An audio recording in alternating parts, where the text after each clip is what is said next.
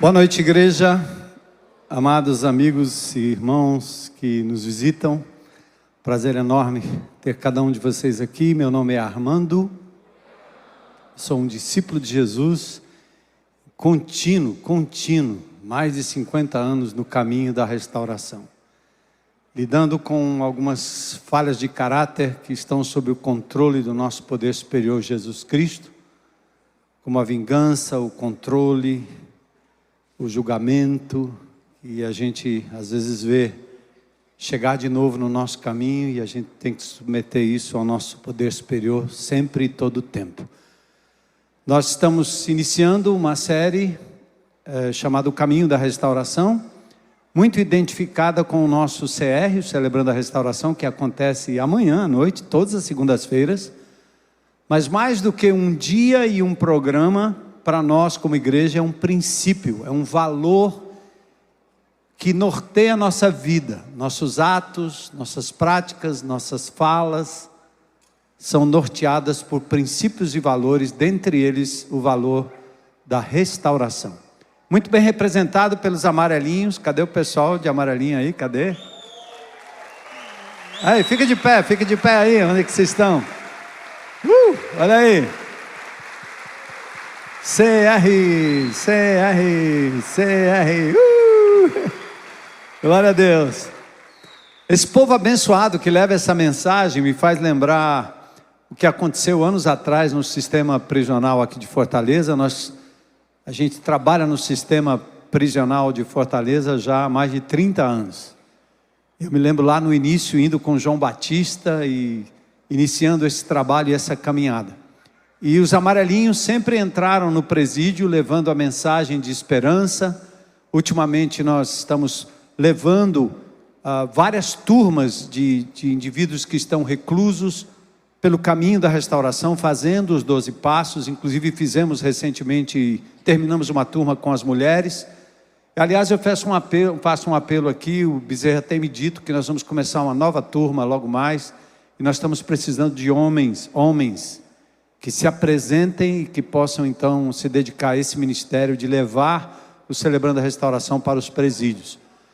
Mas eu me lembro anos atrás, quando nossos presídios ainda estavam bastante complicados, muitas rebeliões, que o diretor do presídio de Pacatuba liga para esta comunidade, para esta igreja, e havia uma ameaça de rebelião, e a palavra dele foi: manda os amarelinhos aqui, por favor, pastor.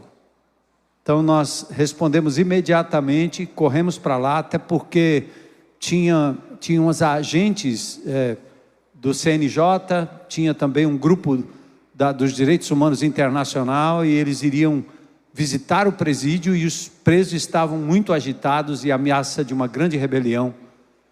E eu me lembro como se fosse hoje a cena poderosa, desses amarelinhos entrando no corredor do presídio de segurança máxima de Pacatuba, e à medida que os amarelinhos iam entrando, os presidiários foram parando daquela bagunça que eles estavam fazendo, aquela gritaria, um bate-bate, que era o primeiro turno, vamos dizer assim, o primeiro momento de uma grande rebelião.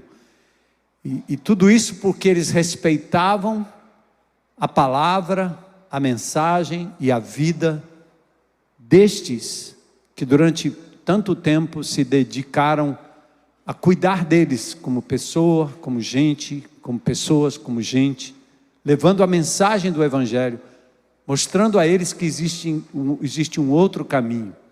Então eu quero louvar a Deus porque ali foi um respeito à pessoa do Senhor Jesus Cristo, um reconhecimento de uma igreja que, mais do que palavras, é uma igreja que age, que vai, que alcança o perdido, levando então essa esperança de restauração. Mas esse tema não é só afeito a drogado, adicto em geral ou presidiário, mas a todos nós. Então hoje a gente inicia uma série de 8 mensagens, 8 domingos, que nos apontam para o caminho da restauração. E nesse ano do memorial, nós relembramos que foi exatamente há 20 anos atrás que nós fizemos pela primeira vez essa série, relembrando então o Celebrando a Restauração, que tem como base os 12 passos até dos Alcoólicos Anônimos. E essa história toda começa mais ou menos na década de 30, século passado, quando Roland Hazard, um alcoolista inveterado, procurou o grande psiquiatra Carl Jung, querendo ajuda. E Carl Jung disse para ele: não tem lugar para você, não tem solução para você na psiquiatria. Procure um grupo religioso. E ele assim o fez. Lá nos Estados Unidos, ele foi à Universidade de Oxford e encontrou ali um grupo que se reunia em cima de alguns princípios bíblicos, alguns passos. E ali na década de 30, então, nasce os Alcoólicos Anônimos, com base nas Escrituras, com base em pessoas que amavam Jesus e que acreditavam na necessidade do homem crer num poder superior para vencer os seus traumas, suas lutas, não só a embriaguez, mas outras adicções também. Foi na década de 90 que John Baker leva esses 12 passos para a igreja de Saddleback, do Rick Warren. E eu tive o privilégio, anos atrás, de conhecer o Rick Warren em Chicago, quando eu estava lá com o Bill Hybels na igreja. E foi uma coisa de Deus que aconteceu, uma ameaça de incêndio. Eu ia subir para orar apenas numa conferência lá de Willow Creek. E nesse alarme de incêndio nós fomos para uma sala, e ali eu tive o privilégio de conhecer o Rick Warren. E falei um pouco do que Deus estava fazendo aqui em Fortaleza, nos presídios, nas comunidades, na vida desta comunidade. Ele disse: você precisa conhecer o Celebrando a Restauração. E depois eu tive o privilégio de ir até Saddleback, lá na Califórnia, e conheci lá na igreja do Rick Warren os 12 passos do CR, cujo poder superior, que num certo sentido era a resposta para tudo aquilo, era Jesus, Senhor Jesus. E nós trouxemos esse material, e depois de um tempo ter sido estudado por alguns aqui na IBC, a gente então implantou isso há mais ou menos 20 anos atrás. Começamos de verdade em 2003, na inauguração dessa tenda. E porque nós estamos vivendo o ano do memorial, a gente decidiu reciclar a igreja, e principalmente vocês que estão chegando na IBC, a fim de que vocês conheçam esse princípio que nos norteia de verdade, que nos faz ser gente. E o Celebrando a Restauração tem uma premissa maior, é que todos nós, sem exceção, precisamos de restauração. Nós gostamos daquele adágio que diz: ninguém é perfeito. Quando você comete um erro e alguém aponta, você diz: mas ninguém é perfeito. Então esse é um adágio que, aliás, tem fundamentação na Bíblia. A Bíblia também afirma isso, que todos nós temos algum tipo de imperfeição, porque todos nós estamos nos distanciando do padrão do Criador, seja através do que herdamos de Adão e Eva, criados perfeitos, mas com autonomia para negar o próprio Criador, e assim o fizeram, porque Deus não criou um robô, mas seres humanos com vontade, inclusive para negar o próprio Criador. E foi assim que aconteceu. Mas talvez você possa até pensar: mas eu não acredito nessa história e acho que não tenha nada a ver com o pecado de Adão. Eu sugiro que você olhe para uma criança, que não demora muito, ela vai dizer para você não. Ela vai fazer aquilo que você diz, mas vai fazer aquilo que você também diz que não deve ser feito. E eu me lembro do meu neto, que agora está lá na Califórnia. Ele tinha 3, 4 anos de idade, fazendo uma coisa errada, e eu o repreendi com esse meu olhão. Então eu olhei para ele e disse: está errado, não faça isso. Ele olhou para mim e disse: não olha para mim com esse olhão, senão eu furo. Desgraçadinho pecador. Criança, né? Bonitinha, inocente, dá tapa na cara do pai, diz que não, faz birra, deita no chão, não obedece. Ser humaninho, ser humano. Sim, nós estávamos perdidos e sem rumo, mas agora, nós podemos achar, andar e permanecer no caminho da restauração. Essa é a grande novidade que nós temos para você. E aí você vai experimentar a boa, perfeita e agradável vontade de Deus. Na verdade, nós precisamos reencontrar o caminho, que estamos perdidos como raça humana, ou você tem dúvida? A natureza geme, o ser humano geme, está tudo errado, está desencontrado, está cada vez mais claro ou clara a falência do ser humano. Nós estamos e devemos entrar e podemos entrar no processo de restauração. E outra coisa que nós aprendemos no caminho da restauração é celebrar cada passo dado em direção à vontade de Deus, por mínimo que seja. O que é que Deus promete? Isaías capítulo 57, versos 18 a 19, eu convido você só a mudar de posição um pouquinho, fica de pé, se puder, não é obrigado. Nós vamos ler um texto bíblico juntos, como classe, né? Só para você esticar um pouquinho e aguentar o restante do tempo que nós temos juntos aqui. Isaías, capítulo 57, versos 18 a 19. Vamos ler juntos? Tenho visto como eles agem, mas eu os guiarei. Eu os consolarei, nos lábios dos que choram, colocarei palavras de louvor, a todos ofereço a paz.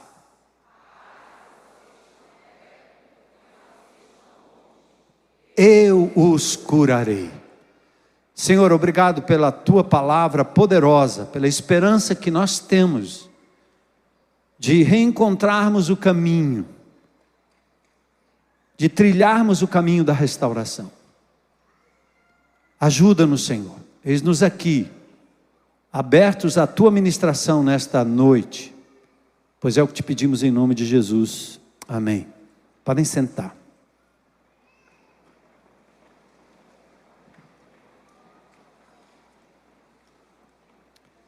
Bom, uma das coisas importantes e um dos princípios importantes do caminho da restauração é você pensar sempre na primeira pessoa. Eu acho que é uma doença evangélica, né? Eu não sei se é evangélica ou protestante, ou seja lá o que for. É da gente ter a Bíblia na mão, a teologia na mão, a doutrina na mão, e a gente sempre querer corrigir o outro. Parece que as lições nunca são para nós mesmos. É sempre para dar um sermão em alguém. Eu acho que é porque vocês assistem tanto e ouvem tanto um pastor pregando para os outros, né?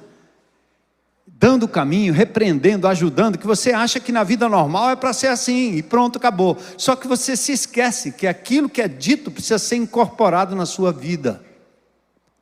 Ou você vive ou não tem valor. Então toda aplicação bíblica, ela é primeiro para você. É como ser pastor. Paulo diz para Timóteo, se o líder que é pastor não tem um lar feliz, ele não tem moral para dar sermão na vida de ninguém em relação ao relacionamento familiar. A prioridade é essa, é a vida. A vida tem que falar mais alto que as palavras, mas a vida só é transformada quando eu pego uma verdade bíblica e aplico para a minha vida. Então, em nome de Jesus, não fique aqui pensando em alguém que poderia ouvir essa palavra. Hoje é importante que você diga, é para mim. Amém? Está aberto aí? É para mim. Aliás, nos nossos grupos de relacionamento, os professores, os mestres, os teólogos, ficam sempre esperando uma oportunidade para dar um sermão no outro que está falando. Ele não tem paciência de ouvir a dor do outro, o problema do outro. Ele quer logo dar uma biblada na cabeça. E se a Bíblia for grande, é uma cacetada pesada. Primeiro para você. E mesmo nos grupos de relacionamento, talvez a melhor forma de você edificar a vida de alguém é falando das suas lutas, das suas fraquezas e de como Jesus está atuando na sua vida em primeiro lugar. E deixa que o teu exemplo fale. Fale. Como diz Paulo, sede meus imitadores como eu sou de Cristo. Então vamos lá. O que é que precisa ser restaurado em mim? Faça essa pergunta aí para você. Compulsão pelo trabalho? Você é compulsivo por comida, por compras? Você é viciado em álcool, em cigarro, em droga, em pornografia, em sexo? Viciado nas redes sociais? Nos jogos? Que tal os relacionamentos quebrados? Pela separação, pela briga, pela intolerância, pela ira, pelo abuso? Você tem vivido isso? Que tal as fobias? O medo, a ansiedade, o perfeccionismo? O que é que precisa ser restaurado em você, em mim, em nós? Que tal a hipocondria? Alguém que depende de remédio para tudo, todo o tempo, mesmo não precisando. Que tal a anorexia, a bulimia, a obesidade? Que tal a mentirinha, a falsidade, a verdade que nunca aparece? Que tal a maledicência? Faz parte do cardápio?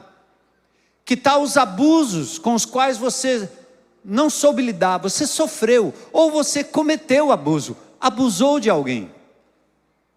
Que tal o complexo de inferioridade? Que tal carregando culpa, procrastinação? Deixa para lá, mais tarde eu resolvo. Que tal a necessidade de controle? Faz parte da sua vida querer controlar tudo? Que tal o complexo de superioridade, o narcisismo?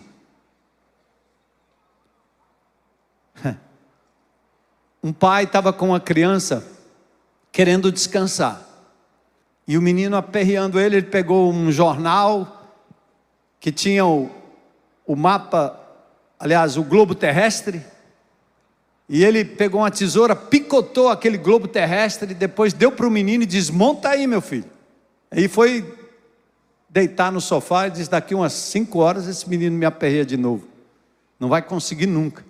15 minutos depois o menino estava com a figura pronta, cutuca o pai e diz: já terminei. Ele disse: o quê? Como assim? Já terminei, ó, e está pronto. Ele disse: como é que você fez isso? Ele disse: aqui do outro lado tinha a imagem de um homem. Quando eu coloquei as partes do homem nos seus devidos lugares, o mundo ficou inteiro, completo. O homem.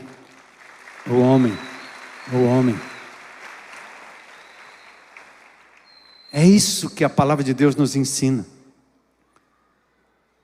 Vi atrás do globo, diz a criança, a figura de uma pessoa. E quando juntei as partes da pessoa no lugar certo, o mundo ficou perfeito. É assim. E hoje nós iniciamos essa série que chamamos O Caminho da Restauração. E ele vai trabalhar na sua vida, se você permitir. E é interessante pensar que o mundo parece bem melhor quando as partes de uma pessoa estão no lugar certo. Não importa o que está acontecendo lá fora. Não importa o que está acontecendo com o país, com o mundo, com as pessoas. Você tem que estar íntegro e íntegra na presença de Deus. Nesta série nós vamos começar falando sobre como lidar com os traumas do passado, os hábitos que hoje estão arruinando a sua vida, lhe fazendo adoecer, suas lutas pessoais, os traumas, os maus hábitos, as falhas de caráter. E o versículo-chave é esse de Isaías. Que texto lindo! A promessa de Deus se compromete com 5 áreas da sua vida. É Deus que está falando, não sou eu. Não é positivismo. Não é um coach barato. Não é pensa positivo que vai dar certo. Não é se esforça que vai dar certo. Mas é o próprio Deus que está falando. Você se sente ferido? O texto diz: eu vou curar você. Deus está dizendo: eu vou curar você. Você está confuso? Deus está dizendo: eu posso guiar você. Eu vou guiar você. Você já se sentiu incapaz de mudar alguma coisa? E Deus está dizendo: eu posso lhe ajudar a mudar. Você já se sentiu com aquela sensação de que ninguém lhe entende, ninguém compreende o seu problema, e Deus está dizendo: eu quero ser o seu consolador, eu quero estar ao teu lado, eu estou ao teu lado, eu lhe entendo. Você se sente ansioso, preocupado, com medo? Deus diz: eu quero oferecer para você a minha paz, que não é só ausência de guerra, é a reconexão com o Criador, com o propósito de vida. O judeu entende bem isso, traduzido na palavra shalom. Quando ele quer dizer que alguém está bem, ele diz: alguém está em paz. O fato é que a vida não é fácil. Vivemos num mundo imperfeito. Nós somos machucados por outras pessoas, somos feridos, mas também ferimos a nós mesmos, com os maus hábitos, com o nosso caráter deformado, e ferimos as outras pessoas. Então essa série é para todos. Todos nós precisamos de restauração. Crente, crentinho, crentão. Ao menos que alguém aqui esteja vivendo uma vida perfeita. Então você virou Jesus de repente, porque só Ele é perfeito. Mas se você não tem vivido uma vida perfeita, se você tem se sentido ferido, se você em algum momento se viu preso a um vício, um mau hábito, uma falha de caráter que você gostaria de se livrar, então você precisa de restauração. Vamos juntos nesse caminho. E a pergunta é: o que em mim precisa ser restaurado? Pergunta para você mesmo. Duas boas notícias. A primeira é: você não está sozinho. Não é só você. A outra é: não importa o que precisa ser restaurado em você, os passos se aplicam em todas as áreas da vida, não particularize. É do pastor à ovelha. Muita gente se choca quando vem na IBC e ouve alguém se apresentou: oi, meu nome é Armando, eu tenho essa falha de caráter com a qual eu luto. Porque vocês são acostumados com alguém que não se torna vulnerável só porque é pastor. Não. Nós estamos juntos no caminho da restauração. Os princípios da restauração são encontrados na Bíblia. É o autêntico manual da restauração. Tem como base os 12 passos do grupo dos alcoólicos anônimos, que é usado mundo afora por centenas e centenas de outros grupos de recuperação também. No Brasil, em mais de 150 países, quase 100 mil grupos locais se reúnem semanalmente, passando pelo processo de restauração. Mas a base de tudo é a palavra de Deus. E nessa série a gente resume os 12 passos em 8 princípios, ou 8 passos que vão lhe conduzir no caminho da restauração. Passo número 1. Sair da negação e reconhecer que você não é Deus. Primeiro passo. Eu não sou Deus. E a declaração é esta, que você poderia ler comigo, olhar aí e pensar: eu admito que sou incapaz de controlar minha tendência de fazer o que é errado,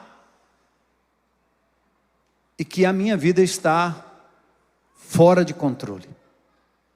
Claro, não em todas as áreas, mas você sabe bem quais são as áreas. Por exemplo, você já ficou acordado até tarde da noite quando sabia que precisava dormir? Alguma vez você comeu e bebeu mais do que o seu corpo precisava? Você ingeriu mais calorias do que o seu corpo precisava alguma vez? Comeu demais? Comeu o que era errado? Alguma vez você sentiu que precisava fazer exercício físico e não fez? Alguma vez você sentiu que deveria fazer uma coisa certa, mas optou exatamente pelo errado? Alguma vez você sentiu que estava para fazer algo de errado, mas mesmo assim fez? Ninguém viu, ninguém estava por perto, ninguém soube, mas você fez? Alguma vez você se sentiu, ou sentiu que não deveria ser egoísta, mas acabou sendo, agindo egoisticamente, no trânsito, no estacionamento, em casa, no trabalho? Alguma vez você tentou controlar algo ou controlar alguém e acabou descobrindo que não dava certo, mas você tentou e você ainda tenta? Que tal? Se a sua resposta é sim para qualquer uma dessas perguntas, bem-vindos à raça humana.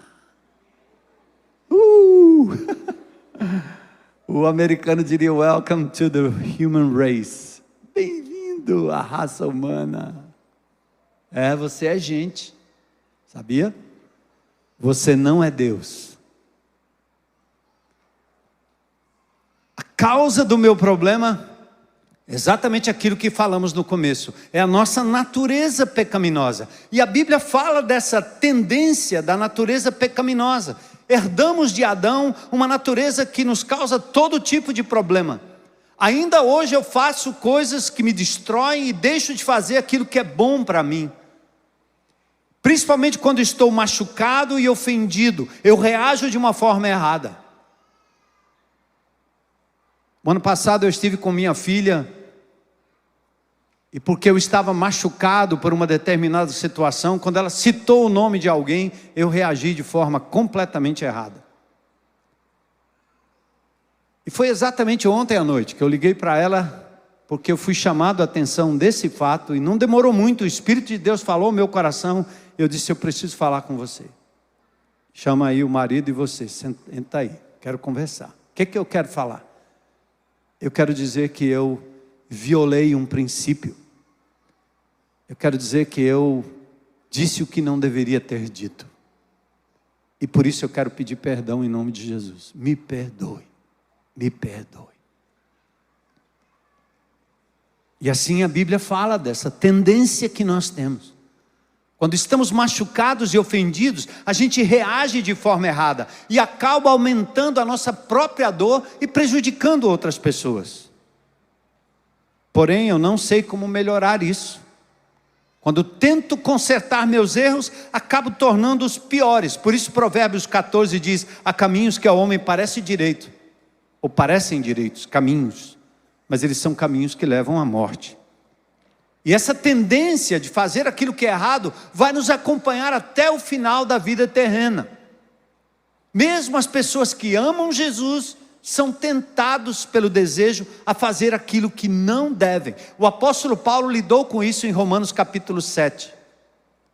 Do ponto de vista do contexto, quando Paulo fala de Romanos 7, ele está falando da sua vida antes do seu encontro com Jesus. Um fariseu, um homem da lei, um homem que amava a Escritura, um homem que amava o Velho Testamento, amava a lei de Deus, mas aqui no Velho Testamento, em Romanos 7, ele declara exatamente a falência do ser humano. Eu faço aquilo que eu não quero, eu sei que é errado, mas eu não consigo. O mal que eu não quero, esse eu faço. Paulo então vai mostrando que a lei só revela quão errado nós somos, mas a lei, como disse a semana passada falando da graça, não tem poder para mudar o seu comportamento. A lei te proíbe de alguma coisa e você pode até não fazer, muda o seu comportamento, perdão, mas não muda o seu coração. Então Paulo em Romanos 7, ele fala dessa luta do velho homem, e aí ele dá um grito, miserável homem quem sou, quem me livrará do corpo dessa morte? Ele dá graças a Deus por Jesus Cristo, porque agora no Espírito de Deus, mesmo sendo tentado a fazer o mal que ele não quer, agora ele não pode dizer que não consegue mais, porque através do nosso poder superior, trilhando o caminho da restauração, é possível vencer. Outra realidade. Por isso ele diz, não me compreendo de modo algum, pois realmente quero fazer o que é correto, porém não consigo. Faço sim aquilo que eu odeio. Eu sei perfeitamente que eu estou fazendo, o que eu estou fazendo está errado. A minha consciência má prova que eu concordo com essas leis que estou quebrando. No entanto, não o posso evitar por mim mesmo. porque já não sou eu que estou fazendo, é o pecado dentro de mim que é mais forte do que eu e me obriga a fazer essas coisas ruins. Alguém que atira em alguém, ele sabe que é errado matar. Alguém que mente para alguém, ele sabe que é errado mentir. A lei diz, e você faz errado, você sabe que está errado. Mas a lei não tem forças. E o ser humano sucumbe, condenado, errando cada vez mais, e por vezes se torna escravo. Você sabe que não deve comer aquilo, e você come. Você sabe que não deve estar naquele lugar, mas você está. Você sabe que não pode ver aquilo que não lhe é bom, não é ético, não é moral, não é correto, mas você ainda assim faz. Você já viu, sentiu algo parecido? É isso mesmo. Eu acabo fazendo o que não quero e não fazendo o que gostaria de fazer. Por que isso acontece em sua vida? O primeiro passo lhe mostra a causa, as consequências e a cura desse problema. Qual é o problema? Por que eu ajo desse jeito? O problema número 1 e a causa maior é esta: você acha que pode ser Deus. Você quer ser Deus. Você gosta de decidir o que é certo e o que é errado, não é? Não é você que manda na sua vida? Você diz: eu não quero ninguém me dizendo o que é certo ou o que é errado. E principalmente essa nossa geração que não se submete a ninguém. Da criancinha ao adolescente, ao jovem, ao adulto, então, meus direitos, faço o que eu quero, meu corpo, minhas regras. Já ouviram isso? O jargão da sociedade é esse, é o pensamento dominante. Quero decidir por mim mesmo, quero ser o chefe, quero fazer minhas próprias regras, quero estar no centro decisivo do universo. E as leis estão fazendo com que as crianças não sejam mais orientadas e guiadas pelos seus pais, mas querem tornar crianças, adolescentes, ainda sem consciência, pequenos deuses, para legislar, para decidir sobre o seu próprio destino. Ninguém vai me mandar, nem pai, nem mãe, ninguém, nem governo, nem polícia, ninguém. Eu quero estar no comando do meu modo. Se algo me parece bom, é isso que eu vou fazer. Mata o outro, estupra o outro, violenta o outro, desvaloriza o outro, mas é isso que eu quero fazer. Isso é o que chamamos de brincar de Deus. Na verdade, você quer controlar tudo. E quanto mais inseguro você for, mais guiado e ávido por controle você se torna. Sua insegurança vai lhe levar à tentativa de controlar sua própria vida e a vida das outras pessoas ao redor. Você quer controlar as circunstâncias e inclusive o futuro. Por isso a ansiedade, a angústia. Você quer o controle. E somos levados a fazer isso, e isto se chama brincar de Deus. Esse é o mais antigo problema da raça humana. Aconteceu com Adão. Quando Deus disse: vocês podem fazer tudo o que quiserem nesse paraíso inteiro, exceto uma coisa, uma só, um pequeno grão de areia numa imensidão de praia. Deus dizendo: não toque nisso aqui, só isso. E o que foi que eles fizeram? Havia uma linha que separava aquela árvore das demais. Era a única coisa no paraíso que Deus disse: está proibido. Mas o inimigo de Deus induz o homem dizendo o seguinte: comam do fruto, sejam deuses. Porque esse Criador aí colocou essa regra aí para você não ser como ele. Então nós aderimos isso e nos tornamos deuses. A deusa que controla tudo, o Deus que controla tudo. Como é que nós brincamos de ser Deus? Primeiro, negamos como somos, como estamos, e tentamos controlar coisas e pessoas por razões egoístas. Nós queremos ser o centro do universo. Aliás, nós damos às nossas crianças essa prerrogativa de reinar. Deixa ele. Ele manda. É tudo por ele. Controle é o assunto mais importante. E assim brincamos de ser Deus. Primeiro, queremos controlar a nossa imagem. E hoje, na época das redes sociais, né? Internet, queremos controlar o que as pessoas pensam de nós. Você não quer que as pessoas realmente saibam quem você é. Selfie. Como é que você se mostra? Brincamos, usamos máscaras, fazemos de conta, falsificamos, queremos que as pessoas vejam certos traços em nós que não são reais, mas escondemos a nossa real personalidade. Negamos nossas fraquezas, nossos sentimentos. Eu não estou com raiva, eu não estou triste, eu estou alegre quando não está. Não queremos que as pessoas vejam o nosso eu real. Porque temos medo de dizer quem somos. Você tem medo de dizer quem você é. E a internet ajuda você a maquiar isso. É uma brincadeira, mas eu tenho um Instagram. Não preciso nem saber o que é. Porque eu posto algumas coisas lá e as pessoas me procuram às vezes e dizem: pastor, isso não é uma postura pastoral. Só tinha que estar ali de paletó, gravata, atrás de um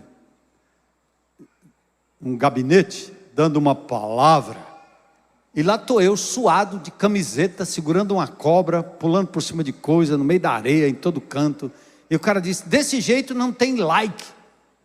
Aí eu disse: eu não estou atrás de like, zero. Se eu estou postando alguma coisa, porque eu acho que sou eu, isso aqui sou eu, é meu cabelo, ou sem cabelo, é a ruga, é o suor, é o meio do mato, é o pé no chão, é a sandália. É uma lição que eu tirei de uma sandália que eu tive que botar aquele prego naquele negócio da Havaiana lá, porque caiu. E eu depois fiquei com aquela sandália ainda durante muito tempo. Pronto. É isso aí. Tem dinheiro para comprar uma sandália? Não, esse pastor? Tenho, mas eu botei um prego nela, e daí? Qual o problema? Sou eu. É like. Você gostou? Legal. Não gostou? Qual é o problema? Mas nós tentamos controlar a nossa imagem. E isso é brincar de Deus. Por que eu tenho medo de dizer quem sou e de mostrar quem sou? A resposta é: se eu disser a você quem realmente eu sou e você não gostar, acabo criando um problema.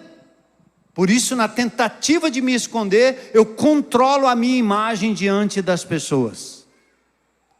Outra coisa, além de controlar a nossa imagem, brincando de Deus, a gente tenta controlar outras pessoas. Pais controlam os filhos.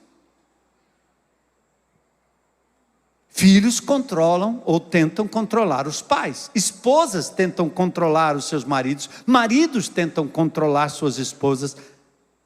Pessoas tentam controlar umas às outras, países tentam controlar outros países. Usamos de várias ferramentas para exercer esse controle sobre as pessoas que estão ao nosso redor.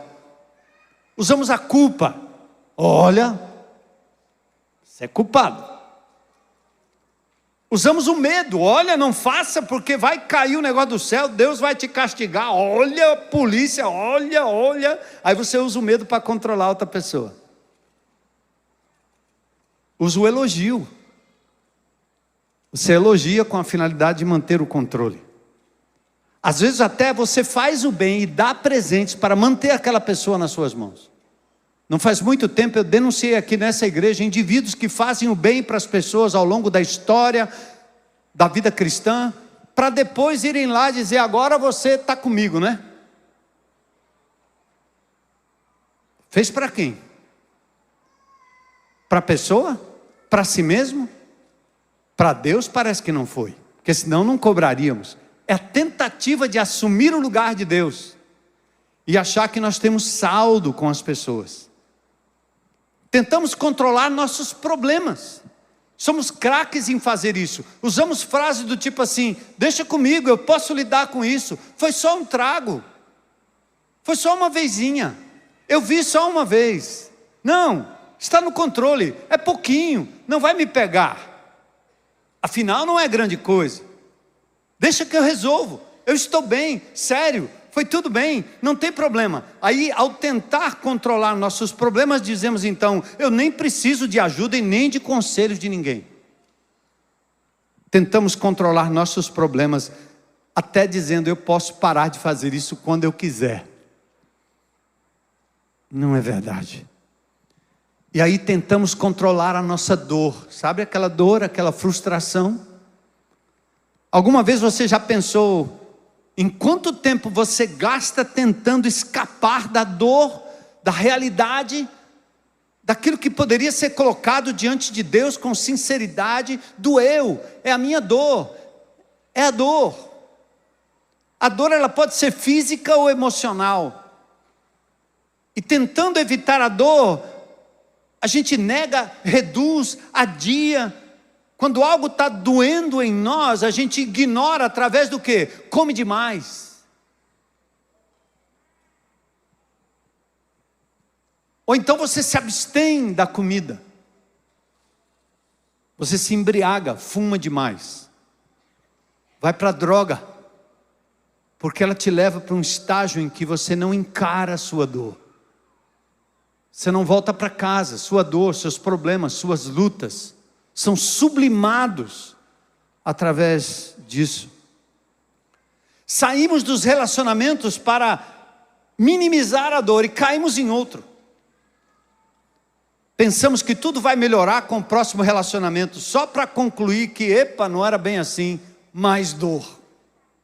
E assim vamos saindo de relacionamento em relacionamento, de cidade em cidade, de casa em casa, de igreja em igreja, fugindo da dor. Tentamos controlar a nossa dor por hábitos compulsivos, vamos nos tornando abusivos, irados com as pessoas, críticos, julgadores de todas as causas, tudo para tentar esconder a nossa própria dor. Às vezes, a depressão pode ser acolhida como uma forma de esconder a dor. A dor costuma vir nas horas em que estamos sós e descobrimos que não somos Deus e por isso não temos o controle de todas as coisas, e isso dói. Esse é o primeiro passo para a restauração. Você não vai melhorar por si só. Não negue esse fato. Encare isso de uma vez por todas. Sabe quais são as consequências de brincar de Deus? Primeiro, medo. Quando você tenta controlar tudo, somos acometidos por um grande medo. Como Adão, eu ouvi teus passos no jardim, fiquei com medo. Está lá no princípio e acontece hoje. Estava nu, por isso me escondi. Temos medo de que alguém descubra quem realmente somos. Estamos sempre tentando disfarçar. Rimos demais, brincamos demais, falamos demais, nos silenciamos, nos isolamos demais, como uma forma de fugir da dor. Temos medo que alguém descubra. Assim, nós nunca deixamos que as pessoas se aproximem o suficiente. Por isso a gente evita grupos de partilha, porque tem medo de revelar a sua dor. E aí falsificamos e fazemos de conta que não é bem assim. Ficamos com medo até de sermos rejeitados. Se eu falar isso, vão me censurar. Essa igreja não vai me aceitar. O pastor vai me censurar. Os irmãos vão me censurar. As pessoas só gostam de mim. Aliás, elas não gostam de mim. Elas gostam da minha imagem. E aí eu tento esconder. Medo. Ah, se elas soubessem como eu sou, elas não gostariam de mim. E você, com medo, esconde a sua dor. Ficamos cheios de medo e brincamos de Deus. Outra coisa é a frustração. Gente, tentar ser CEO e gerente do universo é cansativo, é frustrante. É como aqueles videogames que tem no parque. Aliás, não é videogame, na minha época não era assim, era mecânico, né? Aqueles bichinhos que você batia com martelo. Você bate num, sobe 3, 4. Você bate no outro, sobe outro. Não adianta. Você resolve um problema, aparece outro. Resolve um, aparece outro. É assim. Os bonecos saem do buraco aleatoriamente. Aquela história do acerta a topeira. É frustrante, quando você tenta empurrar todos para baixo, eles continuam subindo. A vida é assim, nós tentamos eliminar um vício, um hábito, uma compulsão, e logo aparecem outras. É frustrante, porque nós não podemos nocautear todos ao mesmo tempo, e aí você brinca de Deus e não dá certo. Você acha que é poderoso, pode lidar sozinho, você não é tão poderoso assim. Paulo descreveu o conflito desta forma: parece um fato da vida, que quando eu quero fazer o que é correto, faço inevitavelmente o que está errado. Contudo, existe alguma coisa, uma coisa bem no meu íntimo, lá em minha natureza interior, que está em guerra com a minha mente e ganha a luta, fazendo-me escravo do pecado. Aí o vício ganha. Aí a comida ganha. O esporte ganha. Davi entendeu a mesma coisa. Ele disse: eu tentei por algum tempo esconder de mim o meu pecado. O resultado foi que fiquei fraco, gemendo de dor e aflito o dia inteiro. Então, esse sentimento de frustração na sua vida é apenas um sintoma de algo muito mais sério e não resolvido. Atenção, irmão, irmã. Irmão, você não é Deus. Você está tentando controlar tudo e todos, mas isso não funciona. E além do medo, além da frustração, há uma fadiga, um cansaço. Brincar de Deus é cansativo. Tentar controlar tudo, fazendo de conta que você sabe de tudo e nega os seus problemas. É desgastante. Davi disse: dia e noite eu sentia a mão de Deus pesando sobre mim, fazendo com que as minhas forças se secassem, como se faz um pequeno riacho. O sofrimento continuou até que eu admiti a minha culpa e confessei o meu pecado. Tem gente que se mantém, aliás, esconde a sua dor mantendo-se ocupado. Você foge da dor se envolvendo demais com alguma coisa. Você se envolve tanto com o trabalho que parece que você vai trabalhar até a morte. E sem parar. Pode ser que você esteja tentando esconder sua dor. Você não consegue parar. É Marta. É todo o tempo. Você se envolve às vezes também com um passatempo, um lazer. É o dia inteiro, o tempo todo, é toda hora. Só fala naquilo, só pensa naquilo.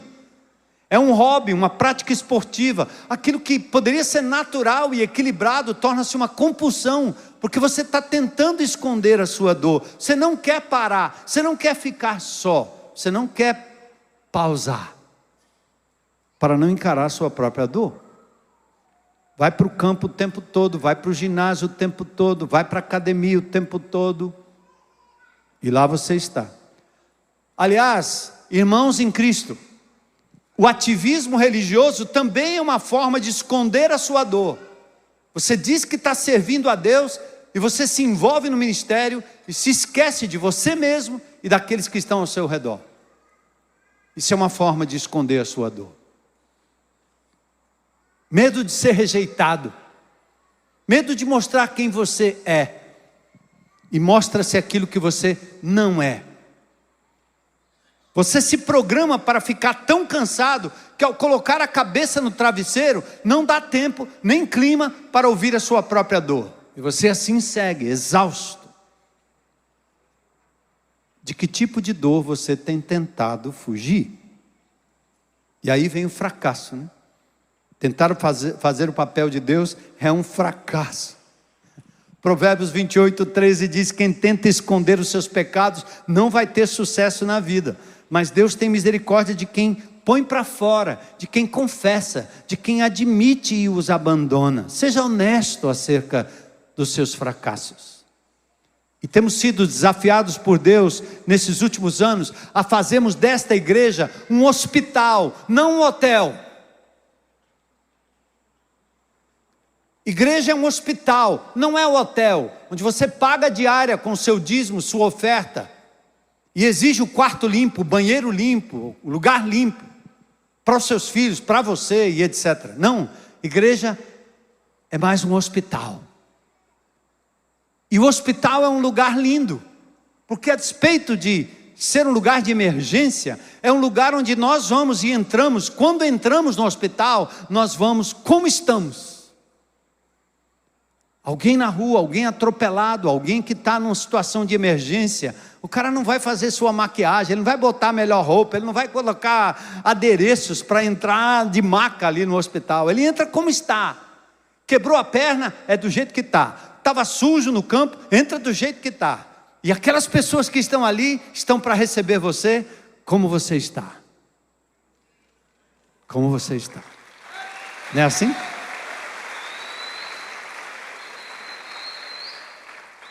É por isso que a igreja de Jesus não é lugar para legalista.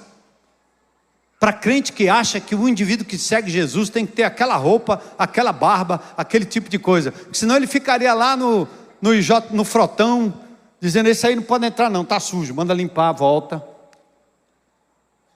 O cara está com a fratura exposta e ele está dizendo, corta o cabelo dele.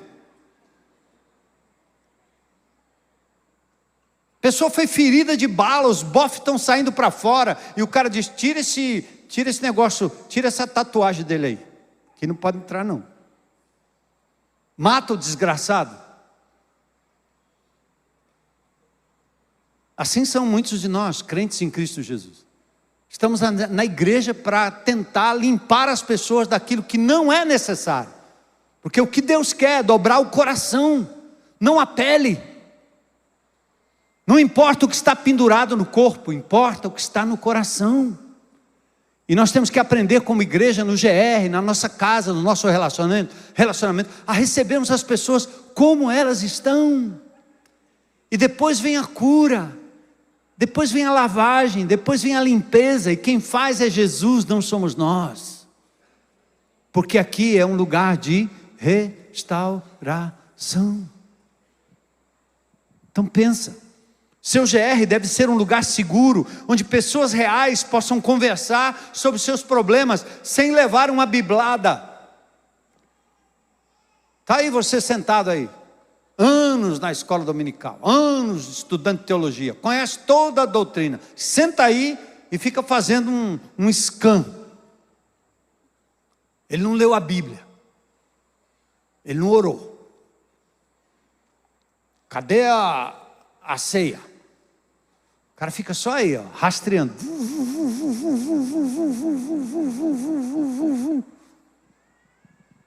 Aí vai para um GR, o irmão faz uma partilha, ele quer dar um sermão. Espera aí, irmão, mas a Bíblia diz, em Efésios, toma a Bíblia na cabeça do cara. E às vezes na casa dele ele faz pior do que aquilo que o irmão está dizendo. Mas ele tem na boca uma palavra para o outro. Ele não tem vida, não tem um exemplo, não tem amor, não é um enfermeiro que acolhe e abraça, para depois ao longo do caminho ir tratando da ferida do outro. Essa igreja não é lugar para legalista. Essa igreja é lugar para gente que tem misericórdia, porque recebeu misericórdia. Glória a Deus. E se você vive nessa condição, meu irmão, você precisa do caminho da restauração. Bora? Vai ficar bom. A igreja deve ser uma família de pessoas que estão no processo de restauração. Não existe nenhuma pessoa nesse auditório que seja completa. E para ajudar você a ser mais honesto consigo mesmo e com Deus, vamos ouvir rapidinho aqui o testemunho de uma amada irmã. Bora lá, o vídeo.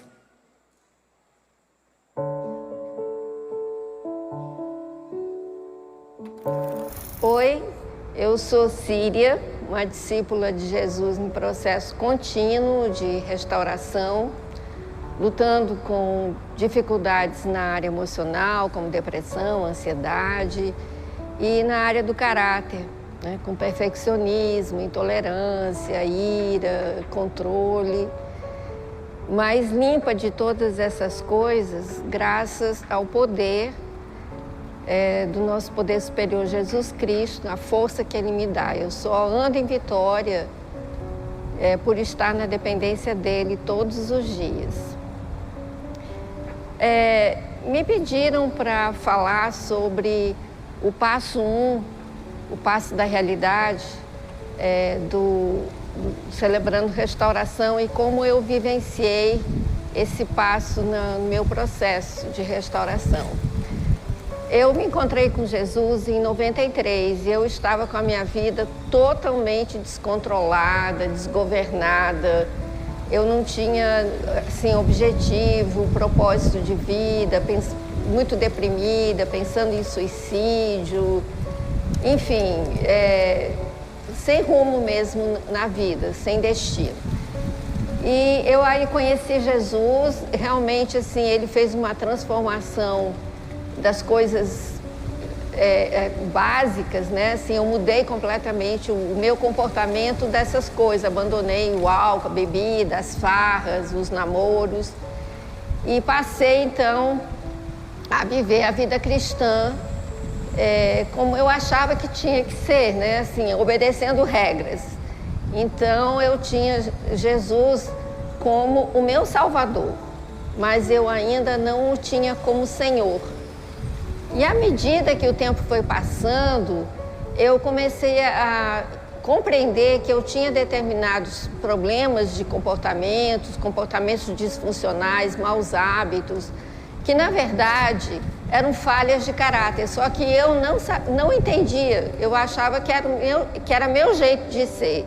Eu não entendia como falha de caráter, a ira e a intolerância, o perfeccionismo, eu não via isso como falha de caráter. Então eu não via como pecado. Então eu tinha eu era religiosa, né? Eu cumpria as regras. Quando o CR começou, em maio de 2003, que eu comecei a frequentar o CR buscando ajudar a servir, né? Foi que eu fui entrando em contato com a minha própria realidade, com quem eu era realmente. E a partir daí começou a minha caminhada de restauração. Eu encontrei um caminho para sair daquela religiosidade, daquele legalismo, porque eu queria vencer na minha própria força.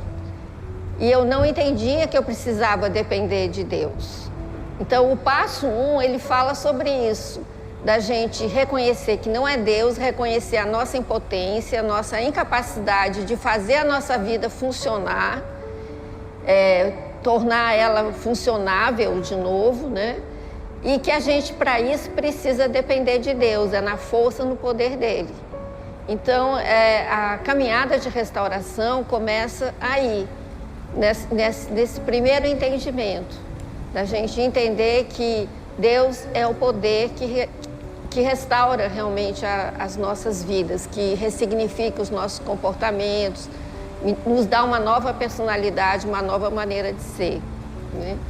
E a partir daí, então, eu comecei a conhecer a graça do Senhor Jesus, né?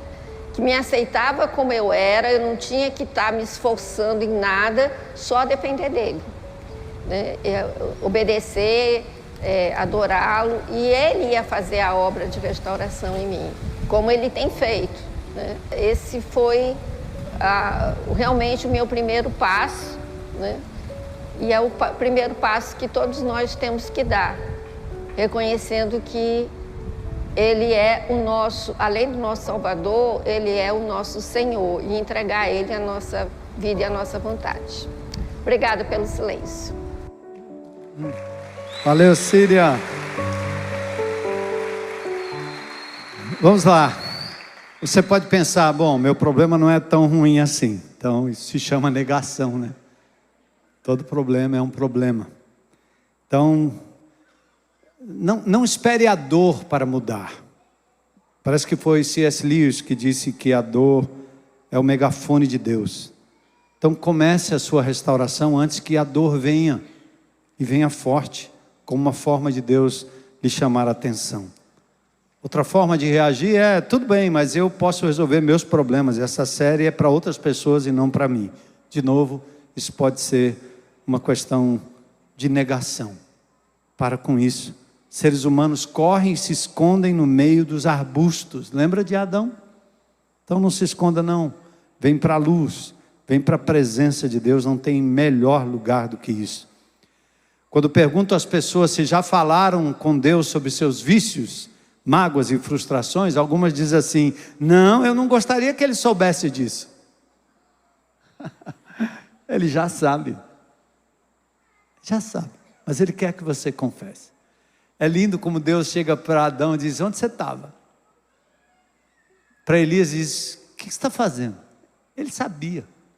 Mas ele precisava que esses personagens abrissem a boca e confessassem.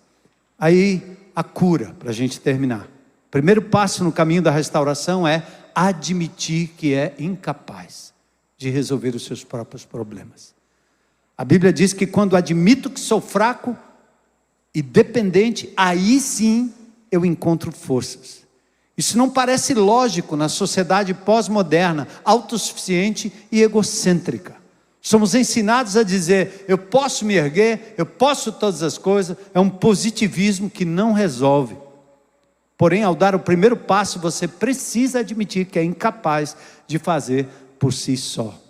Você precisa de outras pessoas, acima de tudo você precisa de Deus. Então, admitir que não sou Deus significa reconhecer pelo menos 3 coisas importantes, para a gente fechar. Primeiro, eu admito que sou incapaz de mudar o meu passado. Ele machuca, eu ainda me lembro dele, mas toda a amargura do mundo não vai mudar o seu passado. Você precisa colocá-lo diante do Senhor, para que Ele comece um processo de restauração, lhe reconciliando com o passado.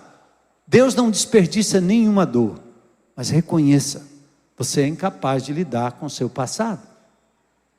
Admita que você é incapaz de controlar outras pessoas. Chega mamãe, chega papai, chega marido, chega mulher, chega filho, chega cidadão. Eu tento e gosto de manipular. Uso todos os tipos de pequenos truques, mas não funciona.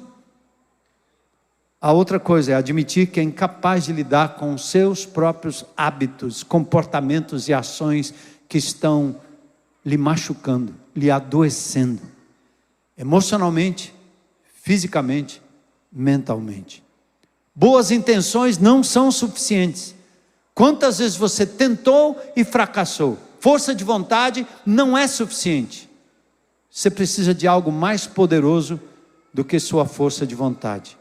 Você precisa de uma fonte e de uma força e de um poder além de você mesmo. Você precisa de Deus, porque Ele fez você precisar dEle. Ele fez assim. Deus se opõe aos orgulhosos, mas concede graça aos humildes. E a graça dele, quando você compreende quem Ele é, seu infinito poder, seu infinito amor, aí sim, a graça nos constrange a mudar, e recebemos dele poder do Espírito Santo para tal coisa. Então, algumas perguntas antes de a gente concluir. O que é que precisa ser mudado na sua vida? Qual mágoa, qual vício, qual mau hábito você tem tentado ignorar? Para muitos de vocês esse passo parece ser o mais difícil. Ainda bem que é o primeiro, porque quando você vence, transpõe, é como transpor o pico de uma montanha, um grande obstáculo. Passar por ele é admitir: eu tenho um problema, eu tenho uma necessidade, eu tenho uma mágoa, sei que é difícil, porque isso nos humilha. Mas você precisa dizer: eu não sou Deus, eu não sou superdotado. Você só precisa admitir. Esse é o primeiro passo do caminho da restauração. Vamos orar? Vamos falar com Deus? Vamos fazer a pergunta simples, né? O que Deus está me dizendo? O que Deus está me dizendo? O que eu vou fazer a respeito? E eu tenho 2 perguntas que a gente sempre faz aqui. Se tem alguém aqui no nosso meio que se vê lutando com esses hábitos há muito tempo, vence ali, vence acolá, mas não consegue lidar de forma definitiva, tenta brincar de Deus, tenta controlar a imagem, as pessoas, os problemas, mas está cansado. E Jesus está dizendo: vinde a mim cansados e sobrecarregados, eu vos aliviarei. Deixa Ele tomar o seu fardo, deixa Ele cuidar da sua vida, deixa Ele assumir o controle. mas você precisa se render. Confessa hoje à noite: eu quero Jesus como meu Senhor e meu Salvador. Entrega-se a Ele hoje. É a primeira pergunta que eu faço. Se tem alguém na internet, se tem alguém aqui que gostaria de hoje à noite dizer: eu quero trilhar esse caminho, eu quero Jesus para me ajudar, eu entrego a Ele e o aceito como meu Senhor e Salvador. Tem alguém aí? Se tem alguém com coragem para levantar a mão e dizer: hoje é meu dia, eu quero Jesus para mudar a minha vida. Talvez todos aqui já sejam crentes, né? Eu não estou vendo. Deus te abençoe, querida. Amém. Talvez haja outras mãos aí que eu não estou vendo. A luz está me atrapalhando aqui a visão, mas pode manter aí, não tem problema, não preciso ver. Deus está vendo. Sua decisão de dizer: eu quero Jesus. Mas também quero fazer um convite à igreja do Senhor, crente em Cristo Jesus. Você tem tentado viver como se Deus não existisse, porque tem um ídolo no seu coração. Você mesmo sentou lá e está no controle, com a Bíblia na mão, citando textos bíblicos para os outros, tentando fazer na vida dos outros aquilo que você não se deixa mudar, não se deixa colocar no caminho de Deus, andar no caminho de Deus, não se permite.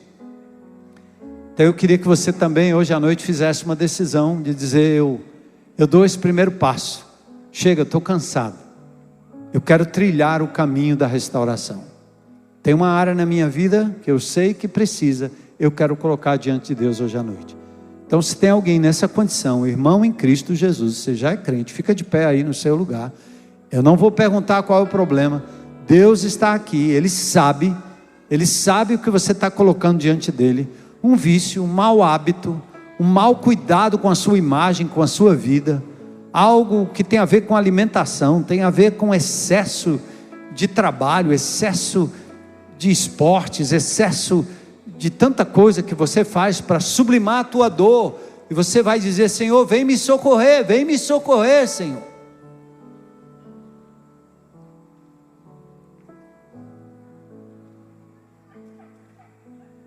E a sua decisão é diante do Senhor. Ele é poderoso. Sai, deixa Ele assumir o controle. Deixa a graça dEle inundar seu coração, para essa semana ser uma semana de vitória, ou quem sabe uma semana de confronto, com hábitos que você vai dizer: é aqui que eu estou sendo derrotado. Assume o controle. Por isso que a Síria disse: aceitei Jesus como Salvador, e agora eu aceitei Jesus como meu Senhor. Ou seja, a palavra Senhor não é o seu Zé, seu João, é o dono. Essa palavra foi dita num contexto em que César, o imperador, era o Rho Kurios, o dono de tudo, o Senhor de tudo. E quando o crente diz: confesso Jesus como Senhor, significa: eu estou entregando meu passado, meu presente, meu futuro ao senhorio de Jesus. Ele é dono de tudo. Controla, Senhor, me ajuda, Senhor, a vencer os meus maus hábitos. E a graça e o poder de Jesus vem sobre você, para te confortar, te ajudar, te guiar, te curar, como disse o texto lá de Isaías que lemos no começo. Senhor, obrigado por essa noite poderosa, pela Tua palavra, porque fomos confrontados, Senhor, com a Tua verdade. Perdoa-nos, Senhor, por estarmos assumindo o controle que Te pertence. Por isso tira de nós, Senhor, toda a ansiedade, todo o medo, porque o Teu amor nos inunda agora, e nós queremos aprender a andar segundo a Tua vontade, vivendo em paz, vida abundante, vida vitoriosa, não tentando disfarçar a dor que está aqui dentro, mas expondo essa dor para o Senhor, compartilhando com meus irmãos e sendo ministrado, Senhor, nas áreas que o Senhor quer mudar. Obrigado por essa noite, que a Tua paz nos leve para uma semana de muita bênção. Que a Tua presença em nós continue essa ministração a cada ato, a cada atitude, a cada pensamento. É o que nós te pedimos em nome de Jesus. Amém. Deus abençoe.